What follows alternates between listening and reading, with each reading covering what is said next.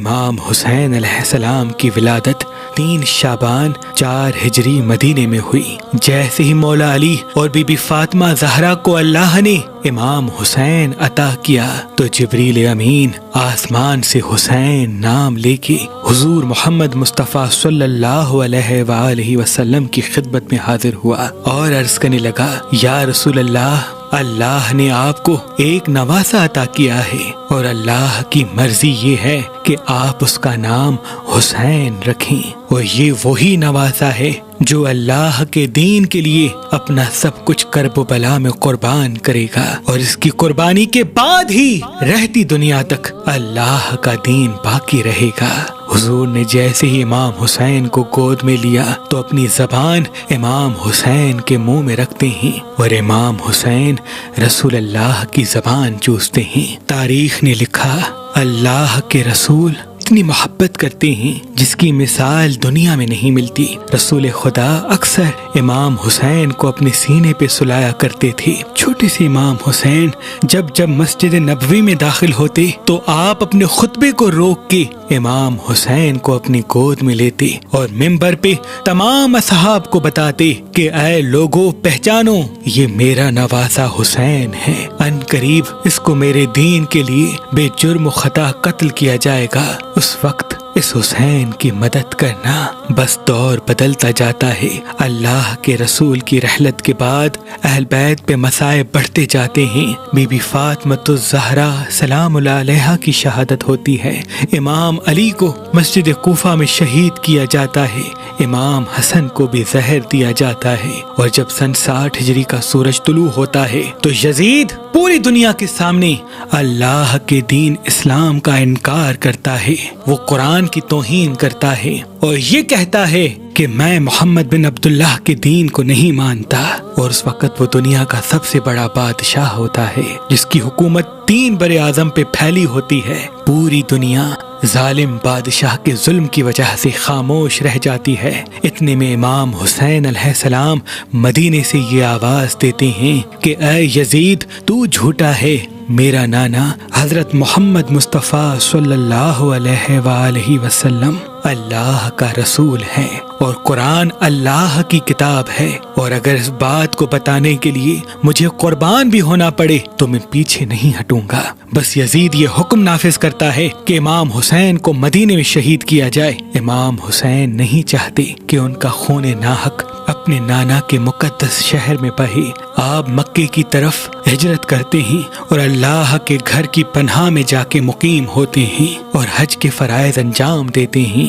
یزید کی یہ سوچ تھی کہ امام حسین اور ان کے ساتھیوں کو طواف کعبہ کے بیچ میں ہی قتل کریں گے، اس میں ایک تو امام حسین بھی قتل ہو جائے گا اور دوسرا اللہ کے گھر کی بھی بے حرمتی ہوگی۔ امام حسین کو جیسے ہی اس بات کا علم ہوا تو آپ نہیں چاہتے کہ ان کا خون ناحق اللہ کے گھر میں بہے، اور اتنے میں آپ کے پاس کوفے سے ہزاروں خطوط بھی آتے رہے کہ اے نواسہ رسول، ہم بھی رسول اللہ کے دین کی بقا کے لیے یزید پہ لعنت کرتے ہیں لیکن یزید کے ظلم کی وجہ سے مجبور ہیں، آپ جلد کوفے آ جائیے اور اپنے نانا کے دین کو بچانے کے لیے ہماری مدد کیجیے۔ ان خطوط میں یہاں تک لکھا تھا کہ اے حسین، اگر آج آپ ہمارے پاس نہیں آئیں گے تو روز محشر ہم آپ کے نانا سے آپ کی شکایت کریں گے کہ دین مٹتا رہا اور امام حسین مکے میں مقیم رہے۔ امام حسین اپنے چچا زاد بھائی مسلم بن عقیل کو اپنا سفیر بنا کے کوفے بھیجتے ہیں اور یہ کہتے ہیں کہ تم ان سے مل کے حجت تمام کرو۔ مسلم بن عقیل کوفے جاتے ہیں، وہاں کے لوگوں کی محبت کو دیکھ کے امام حسین کی طرف ایک خط لکھتے ہیں کہ مولا آپ جلد کوفہ آ جائیے۔ امام حسین اپنے حج کو عمرے میں تبدیل کرتے ہیں اور اپنے بچوں، بہنوں اور بیٹیوں کو لے کے کوفے کی طرف روانہ ہوتے ہیں، اور وہاں یزید اپنے تمام وزیروں میں سے ایک ظالم شخص عبید اللہ ابن زیاد کو چنتے ہیں کہ وہ فوراً جائے اور کوفے کی حکومت سنبھالے اور امام حسین کے چاہنے والوں پر وہ ظلم کرے کہ سب اپنے گھروں میں چلے جائیں۔ نواسہ رسول مکے کو چھوڑ کے جیسے ہی کوفے کے قریب پہنچنے لگے تو وہاں پہ انہیں مسلم بن عقیل کے شہادت کی خبر ملتی ہے اور یہ معلوم ہوتا ہے کہ کوفے والے بدل گئے اور کسی نے سونا لے کے خاموشی اختیار کر لی تو کوئی یزید کے ظلم کی وجہ وجہ سے گھر میں چھپ گیا۔ امام حسین چاہتے ہیں کہ عرب کے صحرا کو چھوڑ دیں اور کسی ایسی جگہ چلے جائیں جہاں یزید کی حکومت نہ ہو۔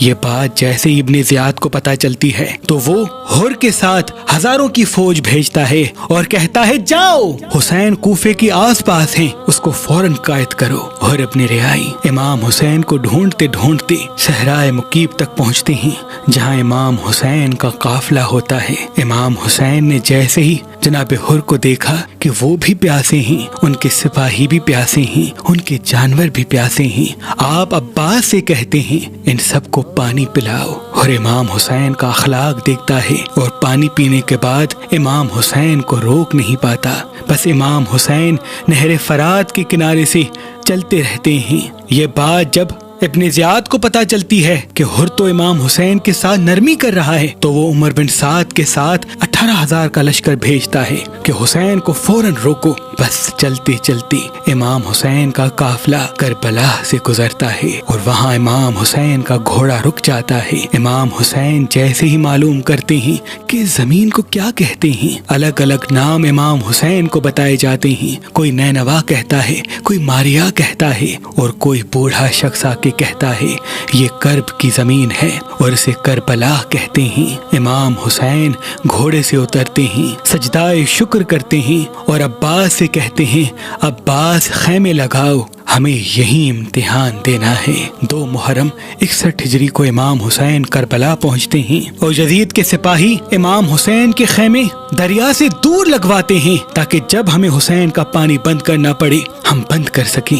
امام حسین صبر کرتے ہیں اور اپنے خیمے نہر فرات سے دور لگواتے ہیں۔ بس 7 محرم کو امام حسین اور ان کے بچوں کا پانی بند کر دیا جاتا ہے۔ خیمے میں تمام بچے پیاسے ہوتے ہیں اور وہاں فوج یزید دن بدن بڑھتی جاتی ہے۔ کبھی 25,000 کا لشکر فوج میں شامل ہوتا ہے، کبھی 15,000 کا لشکر فوج میں جمع ہوتا ہے۔ امام حسین کے بچے دیکھتے رہتے ہیں کہ چاروں طرف سے ان کو گھیرا جا چکا ہے۔